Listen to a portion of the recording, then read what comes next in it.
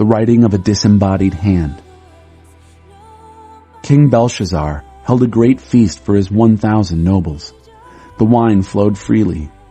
Belshazzar, heady with the wine, ordered that the gold and silver chalices his father Nebuchadnezzar had stolen from God's temple of Jerusalem be brought in so that he and his nobles, his wives and concubines, could drink from them.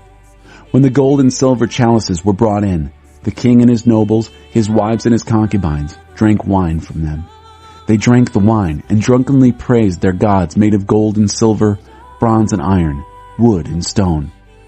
At that very moment, the fingers of a human hand appeared and began writing on the lamp-illumined, whitewashed wall of the palace. When the king saw the disembodied hand writing away, he went white as a ghost, scared out of his wits. His legs went limp and his knees knocked. He yelled out for the enchanters, the fortune-tellers, and the diviners to come. He told these Babylonian magi, "Anyone who can read this writing on the wall and tell me what it means will be famous and rich, purple robe, the great gold chain, and be third in command in the kingdom." One after the other they tried, but could make no sense of it. They could neither read what was written nor interpret it to the king. So now the king was really frightened. All the blood drained from his face. The nobles were in a panic. The queen heard of the hysteria among the king and his nobles and came to the banquet hall. She said, "Long live the king! Don't be upset. Don't sit around looking like ghosts. There is a man in your kingdom who is full of the divine Holy Spirit. During your father's time, he was well known for his intellectual brilliance and spiritual wisdom.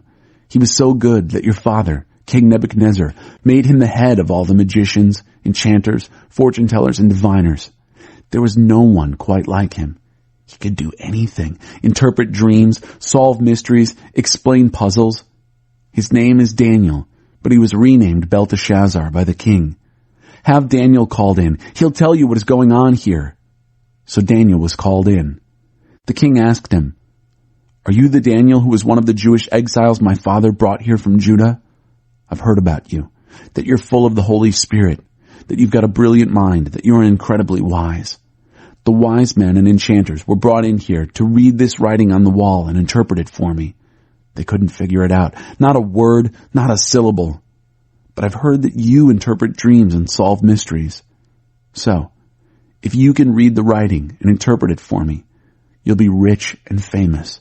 A purple robe, the great gold chain around your neck, and third in command in the kingdom."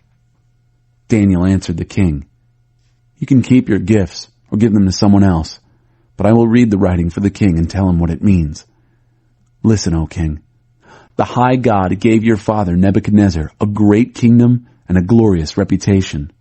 Because God made him so famous, people from everywhere, whatever their race, color, and creed, were totally intimidated by him. He killed or spared people on whim. He promoted or humiliated people capriciously. He developed a big head and a hard spirit. Then God knocked him off his high horse and stripped him of his fame. He was thrown out of human company, lost his mind, and lived like a wild animal.